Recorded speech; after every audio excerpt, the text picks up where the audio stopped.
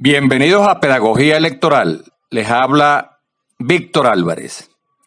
Los abstencionistas sembraron la idea de que en Venezuela se vota pero no se elige, que participar en las elecciones es convalidar la farsa electoral del régimen, que dictadura no cae con votos, y con ese argumento se lanzaron por la vía violenta e insurreccional.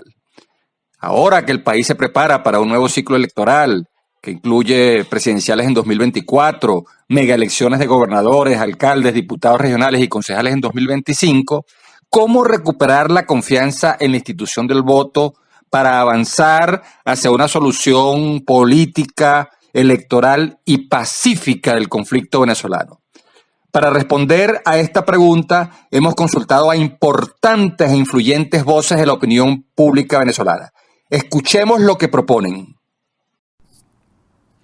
Lo primero que hay que decir es que el voto es un medio de movilización y activación de la fuerza ciudadana que debe tener conducción, estrategia y claridad de objetivos.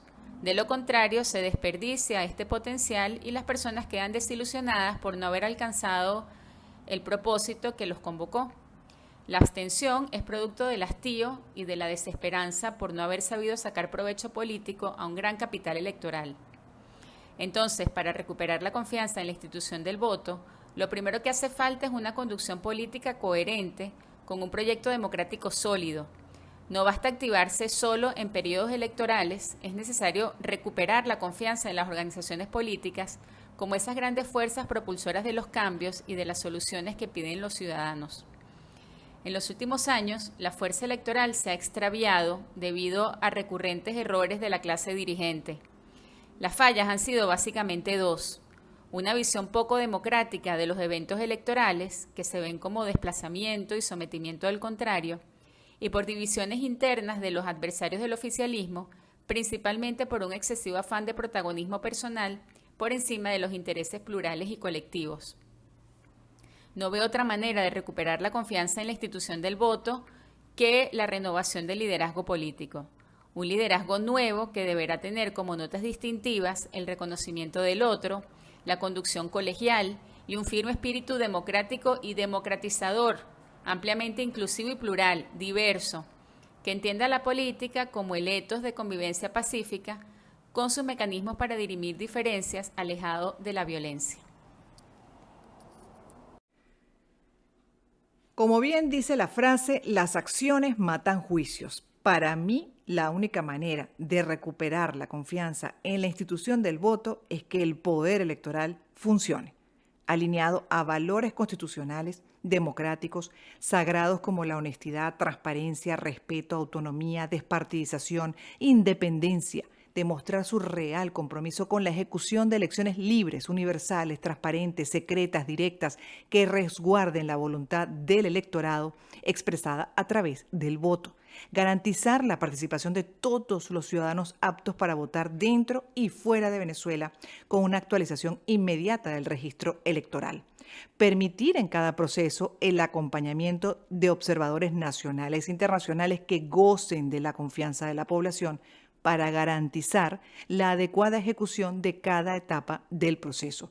Facilitar los mecanismos para la realización de pasos previos, como las primarias de la oposición, con el obligatorio resguardo de la identidad, de la información personal de los participantes. Una institución que evidencie en palabras y con acciones estar siempre al servicio del elector, no de los intereses partidistas, denunciando siempre, actuando contra los intentos de manipular los procesos, de sabotear la participación ciudadana, de limitar los espacios para las campañas electorales. En definitiva, actuando con contundencia, con congruencia, en contra de cualquier intento de atentar contra este derecho fundamental. Mucho de lo que las sociedades han ganado en variables democráticas ha sido a causa del voto.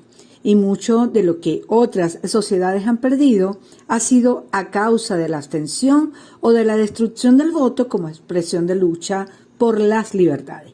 Algunos gobiernos que transitan hacia los autoritarismos ante su pérdida de popularidad implementan estrategias de inhibición del voto libre, porque comprenden que al final son las y los electores quienes toman la decisión de participar y votar.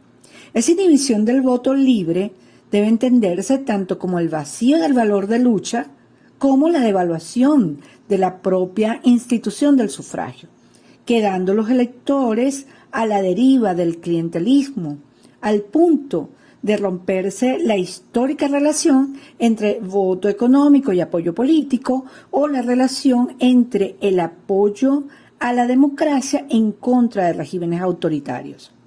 El desafío para la conquista y el rescate del voto pasa por llenarlo de contenido y por neutralizar esos factores inhibidores a través del restablecimiento de la relación entre la ciudadanía y la política, que nos permita volver a la alternabilidad del poder.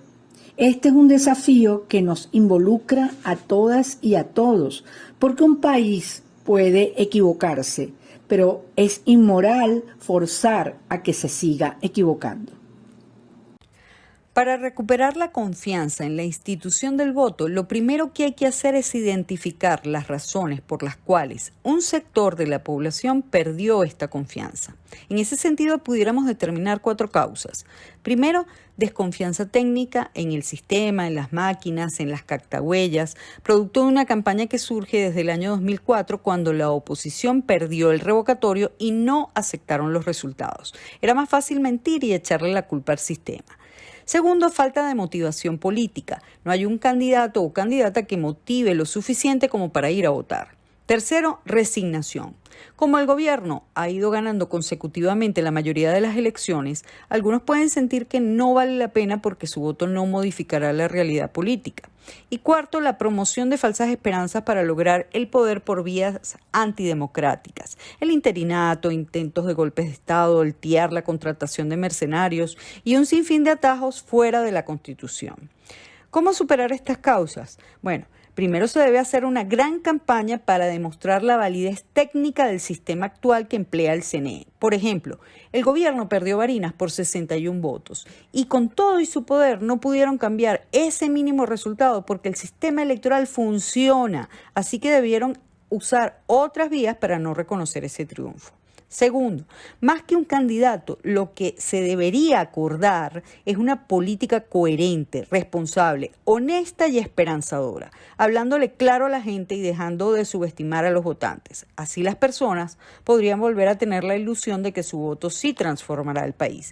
Y finalmente debe haber un compromiso de la dirigencia con la Constitución y con la institución del voto, dejando de lado y para siempre cualquier aventura insurreccional o ilegal. Solo si la dirigencia se compromete con el voto como único camino democrático para dirimir nuestras diferencias, podrán ayudar a recobrar la confianza en él. Recuperar la confianza en la institución del voto pasa por entender que somos copartícipes de esa transformación social que anhelamos. Es verdad que una gruesa parte de este esfuerzo depende de que haya políticos capaces de estar a la altura de ese apoyo que les da la sociedad cuando son elegidos para ser nuestros representantes. Luego de tantos desencantos, de tanta frustración, hoy más que nunca necesitamos ver que hay correspondencia entre lo que dice el liderazgo y lo que hace. Pero como ciudadanos también nos toca una labor fundamental, y es la de no renunciar a derechos cuya conquista involucra no solo el esfuerzo de quienes nos antecedieron, sino un modo de ser, de pensar y actuar, una serie de hábitos que nos identifican como demócratas. Partiendo de esa premisa, podríamos mencionar algunas acciones concretas para recuperar la confianza en el voto. Es imprescindible, por ejemplo, superar la desconexión que existe entre la clase política y la ciudadanía. Corresponde al liderazgo trazarse planes realistas y comunicarlos de manera efectiva. La idea del cambio es muy poderosa, pero hace falta dotarla de contenidos que resulten atractivos y posibles, que convoquen efectivamente a la sociedad. Nunca más llamados a abstenernos. Asimismo, la falta de políticas comunicacionales eficaces y suficientes por parte del ente rector comporta una traba importante. Se calcula que hay alrededor de 3.500.000 jóvenes no inscritos actualmente en el registro electoral. Entonces, hay que organizarse para cubrir ese vacío comunicacional mediante la difusión de información precisa y relevante que llegue especialmente a estos sectores. A eso, finalmente, habría que sumar los empeños de las campañas de concientización dirigidas sobre todo a esos sectores desencantados, molestos, poco motivados en general por el llamado electoral y desmovilizados por los recurrentes llamados a la abstención. Articularse en un mismo y poderoso mensaje, el que hay posibilidad de transformar la realidad que perturba mediante nuestro activo concurso, es fundamental para sacudir conciencias y alinear espíritus en torno a la idea de que la democracia es un proyecto colectivo, un asunto de todos.